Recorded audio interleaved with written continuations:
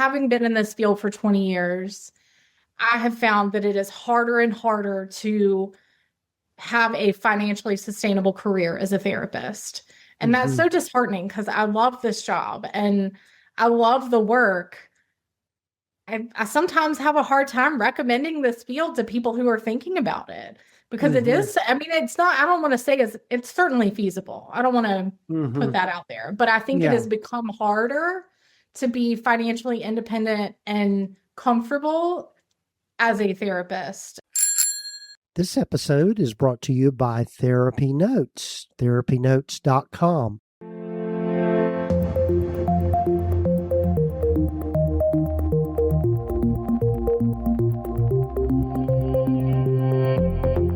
For the past 20 plus years, I've been working in the mental health field as a licensed therapist, private practice owner, coach, and consultant. And I've learned a lot the hard way, and I don't think you need to do the same. Hi there, I'm Gordon Brewer, and welcome to the Practice of Therapy podcast, part of the Psychcraft network of podcasts. Whether you're just starting out, expanding your practice, or looking for fresh inspiration, this podcast is here to support you in your journey. Each week, we explore the real-world challenges and opportunities that come with building and growing your private practice. From marketing and money management to ethics, client care, and self-care, we cover it all. You'll hear from leading experts, seasoned clinicians, and innovative voices in the mental health and allied health fields, all sharing their insights and strategies to help you thrive in your practice. So let's jump in and get to today's episode of the Practice of Therapy podcast.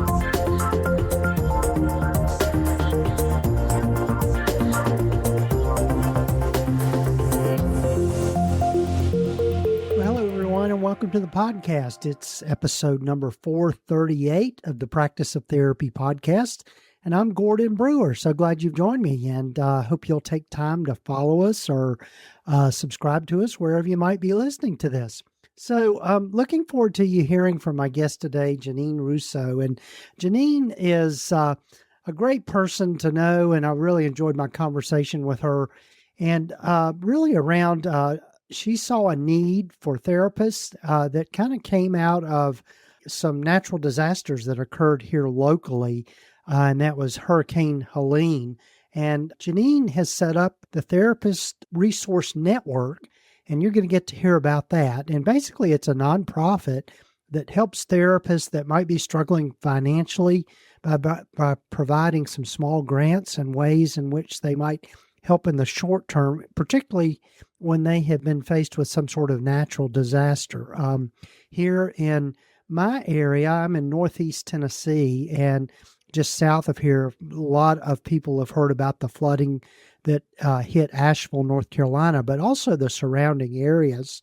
I know my family was affected somewhat directly in that we had some property on a lake, and the damage from the floods damaged some of that property. And so, we're fortunate nobody was hurt, and it's just things, but some people's livelihoods were affected. And so anyway, Jeanine and I talk about that and the wonderful resource that she's set up for people. And before we get to that, though, one of the things that I'd love to invite you to do is to go over to the website, practiceoftherapy.com. And if you are interested in working with me individually, I'm doing a lot more consulting when working with people around either starting a private practice or transitioning from solo practice to group practice, or even just thinking about ways of diversifying your income. I'd love to work with you one-on-one. And so you can find out more about that by going to the website, practiceoftherapy.com, and click on the link up there that says Coaching and Consulting. And the place to start would be to just book a free 15-minute brainstorming session with me, and we can talk about all the things that you're interested in doing and some goals and whether or not I can be of help to you in that. So go over and check it out, practiceoftherapy.com, and just click on the link there on that landing page that talks about consulting and coaching. And also, before we get to my conversation with Jeanine, love for you to hear from our sponsor of the podcast, TherapyNotes. Hi, this is Rachel, Gordon's podcast assistant, and I want to share the platform Gordon trusts for his own practice, TherapyNotes. TherapyNotes is the highest rated EHR, practice management, and billing software for mental health professionals. It's an all-in-one system for scheduling, notes, billing, and secure client communication. And if you ever need help, their 24/7 customer service is always just a call or email away. Their latest update, Therapy Fuel, uses AI to streamline documentation, generating progress notes, creating contact notes from client messages, and even summarizing client history forms, saving therapists hours every week. Are you ready to give it a try? Head to therapynotes.com, click Start My Free Trial, and use the code Gordon to get your first 2 months free. See why TherapyNotes is the most trusted EHR and the one Gordon chooses for his practice. Please enjoy the rest of the show.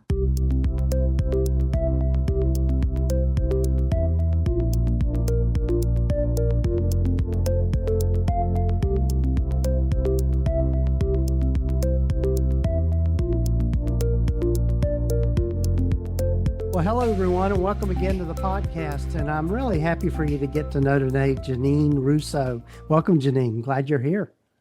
Thanks for having me, Gordon.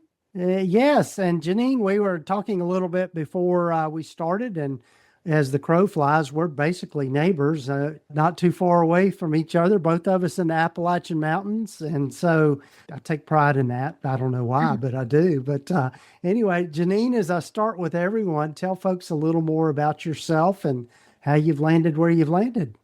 Sure. Well, I'm a licensed counselor. I'm licensed in Georgia, Florida, and North Carolina, and have had a small private practice for several years. And in 2024, along with my co-founder, we started Therapist Resource Network. We are a 501c3 nonprofit, and we provide emergency financial support, burnout prevention and recovery, and advocacy for mental health clinicians. That's awesome. That's awesome. So, I've got to know the story behind how you started that and what prompted all of that. Yeah, so it's actually, I feel like it's a long story with lots of little deviations, but I lived in Atlanta for 11 years. And when I lived there was a similar nonprofit that founded in the food and beverage industry that they provide emergency financial support for restaurant workers, caterers, and such. And I remember going to some of their fundraisers and I was like, oh, we totally need that in the mental health industry because nobody's getting rich as a therapist. And it just kind of stuck with me over the years. I wasn't really in a place to do anything with that idea at the moment. And as I got into doing clinical supervision, especially working with a lot of therapists who were new to the field and hearing how almost every single one of them was struggling financially unless they either came from, had a solid family support or a partner who contributed. And it just, I don't know, it just kept lingering and kept coming up in my head. And really in 2023, I needed to take a step back from client work personally. And so I delved into the depths of YouTube, learning a lot about how to start a nonprofit and all the hoops you jump through, and which is very different from starting a for-profit company. And my co-founder, Xandra, I took her to lunch and I thought I was going to have a hard sell. She and I were colleagues and I was actually her clinical supervisor. We always worked really well together. I thought it was going to be hard to sell her on this idea, but she was in immediately. And so we got to work and we founded at the beginning of 24 and then started handing out grants at the end of 24. Our first several, probably 8 or 9 grant recipients were impacted by Helene, which, living in the area that was hit so hard, we were doing a lot of the administrative stuff. And I was like, well, can we just get started? Because that survivor's guilt of, I'm in the middle of it. I was very grateful to not be impacted in any sort of significant way other than, power and water for a while. And so since then, we've been able to give out over 30 grants to mental health clinicians dealing with natural disasters, personal emergencies, medical issues. It kind of runs the gamut. And we've been really grateful to be able to support our colleagues who do so much for their clients and for the community. That's so such a beautiful thing to be able to think about that and the way that you have. I know, I know. My family was affected by Helene, kind of indirectly. I mean, it was I shared with Jeanine at the beginning that my family has a place in North Carolina on a lake there, and we've had some damage and loss there, just a lot of sentimental stuff. But still, people that, and if you've been in that area, and I think about the people that are working and living, particularly around, there's an area called the Hickory Nut Gorge, and people have heard of the floods in Asheville and that sort of thing.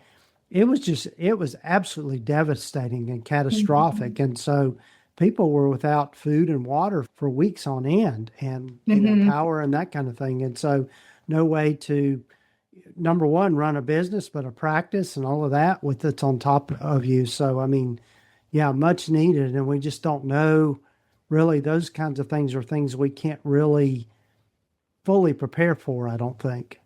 Sure. Absolutely. Yeah. Yeah, and there was as I was thinking about our interview today, there was another phenomenon that happened. It was right after COVID, which is always interesting how we mark time by COVID now. But there was, and see if you can help me remember the name of it. But there was a clearinghouse that handled all the insurance claims and all that sort of thing for providers in different areas, and they got hacked, and so it just took everybody down. It was the I'm going to look it up while we're talking, but that kind of thing. I had forgotten about that for sure, that people weren't getting paid. And I'll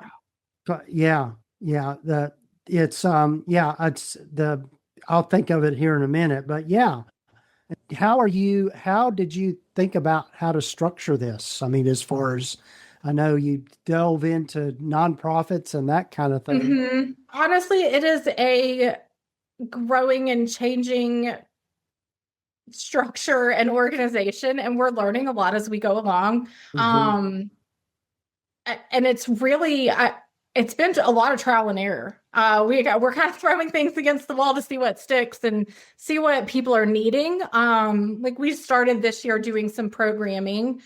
We did a handful of burnout prevention and recovery workshops that were really nice. And then we've also started some monthly therapist support groups that we are continuing once or twice a month. We're kind of dialing it down for the summer, but we'll probably pick back up in the fall to twice a month. And really just as we're getting applications and as we're chatting with other people and networking and spreading the word, we get feedback, and we're just kind of adding that to what we do. There is a plan, but it's certainly a flexible plan, as this is, again, something we are figuring out as we go along. Yes. Not to change too quickly, but it was called Change Healthcare was the big data breach that happened, and it basically shut down the ability to file claims and that sort of thing. And so I know a lot of us were struggling during that period to make payroll and to get paid and all of that sort of thing. And so things like that happen. So, yeah. So curious, how have you gotten funding for your nonprofit, and how does that occur? Yeah, so most of our funding has been individual donors. We've had one or a couple of companies, for-profit companies, that have made donations. We are hoping in the coming weeks to be launching some opportunities for companies to get involved through sponsorship of, our events or our newsletter, or also possibly through it's called a commercial co-venture. So, if there's a CEU company out there that has a training coming up that they want to donate $10 from every registrant to us, we'll promote that as well. And so we're looking at other ways for larger organizations to get involved. But honestly, it's mostly been individual donors, which has been interesting. Pretty cool. Interesting. No.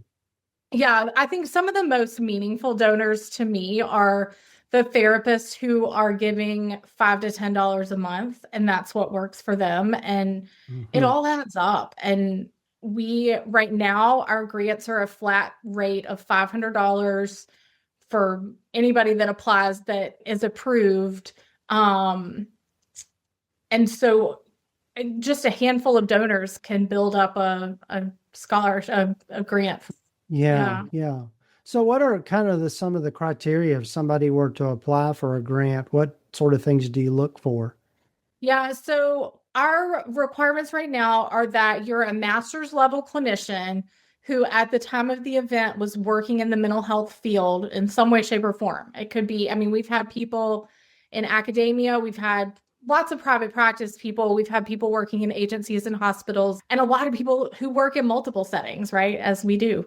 The qualifying event had to be within the last 6 months or 180 days. And you do have to be a resident of the United States. The qualifying event, we kind of keep it pretty open, but it does, we have to have some sort of documentation. So certainly, a natural disaster, being impacted in some way by the natural disaster. And then a lot of medical stuff that we've had. We've had a couple of pedestrian accidents and injuries. We've had cancer diagnoses. We've had people leaving a domestic violence situation. So it just, again, runs the gamut. We try to be as open and flexible as we can. If you can submit your documentation and answer our questions meaningfully, then we've been, knock on wood, we've been able to approve every grant, except for at the beginning when we were first getting started with Helene. We did get a lot of applications and we weren't able to fill all of those. But since then, if it's been if it's qualified, if it's met our qualifications and the documentation is there, we've been able to fill every grant that we've received an application for, which is pretty cool. Yeah, that's good. That is good. The ultimate cookout starts with the ultimate ingredients. At Whole Foods Market, no antibiotics ever burgers and kebabs are prepped and ready to throw on the grill. Fire up a juicy ribeye. Grab creamy potato salad and savory flatbreads from the prepared foods department and round it all out with 365 brand condiments, chips, and dips at everyday low prices. Whole Foods Market. Make your summer sizzle. Before we had AT&T Business Wireless coverage, our delivery GPS wasn't the most reliable. Once our driver had to do a 14-point turn to get back on route. A 14-point turn! An influencer even live streamed the whole thing. Not good for business. Now with AT&T Business Wireless, routes are updating on the fly and deliveries are on time. And the influencer did get us 53 new followers though. AT&T Business Wireless. Connecting changes everything. At Avocado, we know that not all mattresses are created equal. While other beds trap heat, ours sets it free. Made without polyurethane foams and crafted with natural latex, cotton, and wool. Breathable, comfortable, and supportive. No overheating, just clean, organic sleep that performs. Save 15% on our award-winning mattresses this July 4th sale. Avocado, celebrate organic. Shop at avocadomattress.com or leading retailers nationwide. Yeah, so what advice would you give people when just, other than seeking out grants, just thinking about being prepared for different things that might happen in a private practice? Yeah, I think especially in the world of private practice, as much as you can to budget for time off, whether it's planned time off or unplanned time off, because there's always part of the human experience is getting sick and having medical issues, and we cannot avoid that.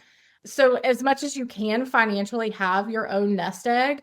I think the other piece that's really hard for therapists is to take that time off and think about it from the ethical perspective too, of if you're not showing up, if you've just been through a life-changing hurricane or had unexpected surgery or a car accident or whatever it is, can just being aware of your own limitations and being mindful of the ethics around that. I think that's really tricky because there's also the fact that we don't get paid if we don't work when we're in private practice. Exactly. And it's a tricky balance. And I don't think I don't think there's a perfect way to prepare for that, but as much as you can factor that into your plan, your financial planning, it's certainly helpful. Yeah, I always, in doing consulting with people around their private practices, I always encourage people to build up at least a 3 to 6 month nest egg, if you will, or buffer to cover your expenses and what you pay yourself and pay your people for those times. And I know Yeah. that was what kind of got us through in my practice during the Change Healthcare event that happened. And also to your point about just self-care and the ethics of things, people that have been listening to the podcast for a while know that I lost my wife back in 2023 after years of battle with breast cancer and that sort of thing. And so I gave myself permission at that time to take a few months off. And so Yeah. I think being able to have that downtime, to recharge your batteries, to be able to do the self-care. Yeah, we therapists are terrible at self-care. Really agree. Yeah. Add to that list, though, of preparing, of having a really good referral network of people that you trust that you can refer to if, heaven forbid, you have a big loss or you're diagnosed with cancer, or, there's some other thing where you've got to take a significant amount of time off, that you can refer your clients and feel really comfortable and confident that you're matching them with a good fit for them.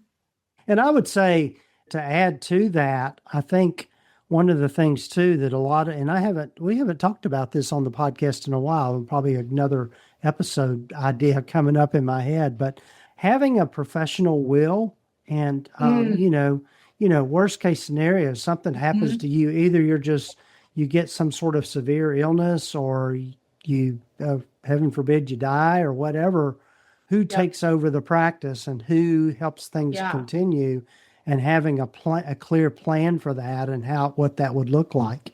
And so that's a thing I would encourage everybody to do.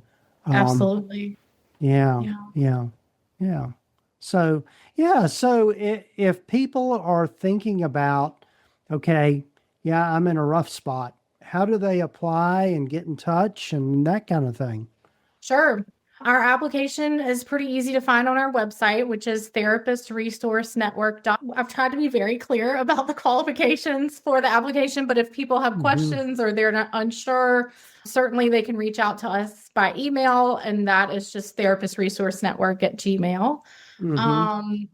And we encourage everybody to get on our email list. We send out a monthly newsletter, which always includes a couple of resources that are free for therapists. So usually something around self-care, something around the business side of, or the trade side of therapy. And then we have a blog that either somebody on our team will write, or we often have guest bloggers if there's anybody interested in guest. And then also we always include our upcoming events. So our therapist support circles that are happening, and one of the things I'm hoping to be more consistent with and maybe build a volunteer team around is some more burnout prevention programming, and then also some advocacy programming about, even the business side of practice, but also how to advocate for yourself in this world of therapy that we're in right now.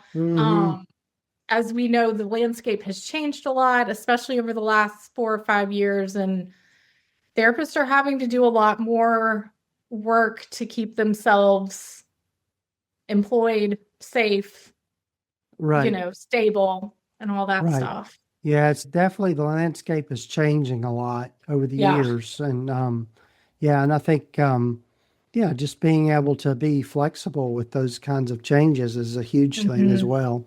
Sure. Yeah. Being able to kind of lean into it and figure out, okay, I've had several episodes here lately just talking about AI and, also the advent of tech companies, getting into the therapy space and that kind of thing, and being able to be knowledgeable on all those things.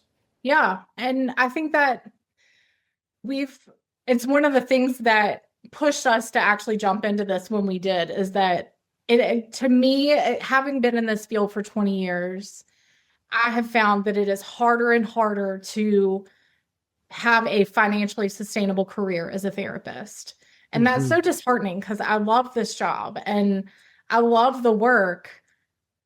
I sometimes have a hard time recommending this field to people who are thinking about it because it is, I mean, it's not, I don't want to say it's certainly feasible. I don't want to put that out there, but I think it has become harder to be financially independent and comfortable as a therapist. And some of that is obviously the economy is what it is right now. But well, too, especially if someone is a solo therapist in private practice, it takes as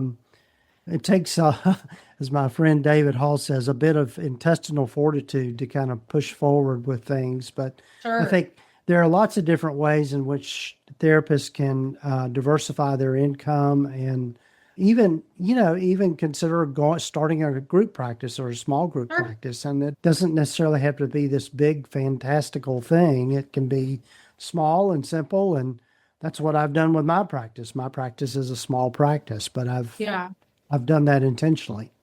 Yeah. And I think it's certainly feasible, but there's also a lot of therapists that just want to show up and be a therapist and have a reasonable caseload. And I personally believe that they should be financially comfortable as well. It doesn't seem like we should have to go out and diversify if we don't want to.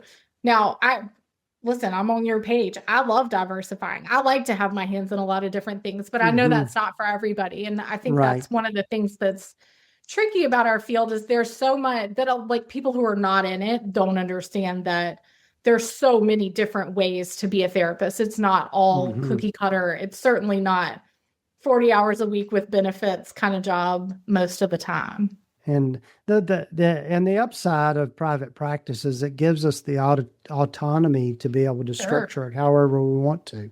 Absolutely. And that's huge. I know that was one of my big motivators for going into private practice when I did years ago. So absolutely. Yeah, sure. Well, Jeanine, got to be respectful of your time. And I know that we could talk about these things for hours, but tell folks again your website and how they get in touch with you.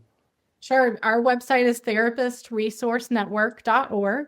Hop on our email list. And if you have questions or want to get involved, you can send us an email either through our website or therapistresourcenetwork@gmail.com. Awesome. And we'll have links in the show notes and the show summary for people to access that easily. So, well, thanks, Jeanine. It was great getting to know you, and hopefully we'll cross paths here soon. Sounds good. Thanks, Gordon.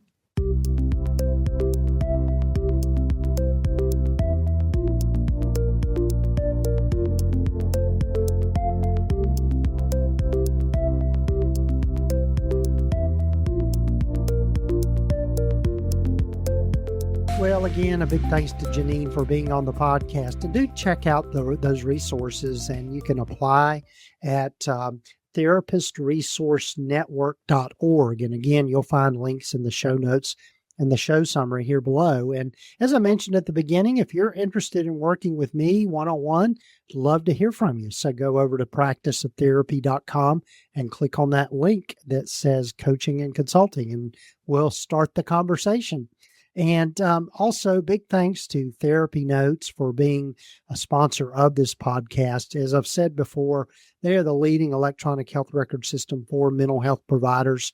They're who I use in my practice and absolutely couldn't work without them. And they are constantly improving their platform and just adding more and more updates and just improvements as you go along. Most everything is customizable on that platform to meet your needs. And it's really pretty fully automated, even down to being able to use their feature called Therapy Fuel, which helps you quickly write your progress notes using the AI capabilities. So be sure to check it out. You can go to practiceoftherapy.com/therapynotes and use that promo code, just Gordon, Gordon, and you can try them out for 2 months for free. So it's a win-win just to be able to try them out. So check it out. And looking forward to other great episodes. Got lots of great guests lined up, and looking forward to being back with you for another episode of the Practice of Therapy podcast.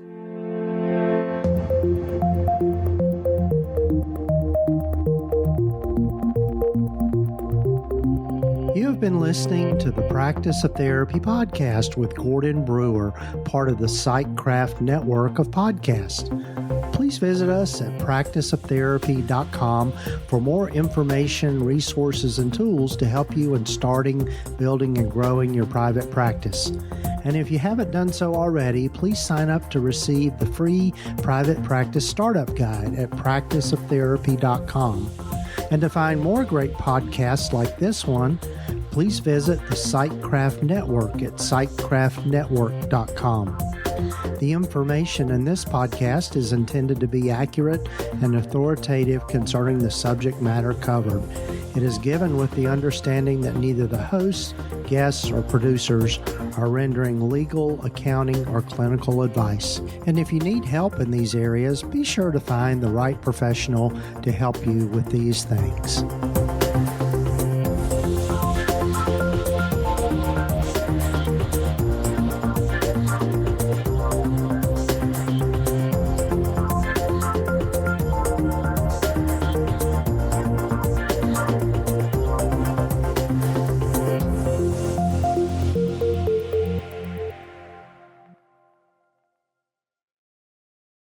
If you love podcasts, you already know how to fit great stories into your busy day. So why not do the same thing with books? Everand is an affordable audiobook and ebook subscription that goes wherever you go. Your commute, your workout, your grocery run. No rearranging your schedule, no carving out reading time. Just hit play. For a limited time, new members get 2 free books when they start a free trial. Go to everand.com/listen to claim yours. That's everand.com/listen. Marketing is hard. But I'll tell you a little secret. It doesn't have to be. Let me point something out. You're listening to a podcast right now, and it's great. You love the host. You seek it out and download it. You listen to it while driving, working out, cooking, even going to the bathroom. Podcasts are a pretty close companion. And this is a podcast ad. Did I get your attention? You can reach great listeners like yourself with podcast advertising from Libsyn Ads. Choose from hundreds of top podcasts offering host endorsements, or run a pre-produced ad like this one across thousands of shows to reach your target audience and their favorite podcasts with Libsyn Ads. Go to libsynads.com, that's LIBSYN, ads.com today.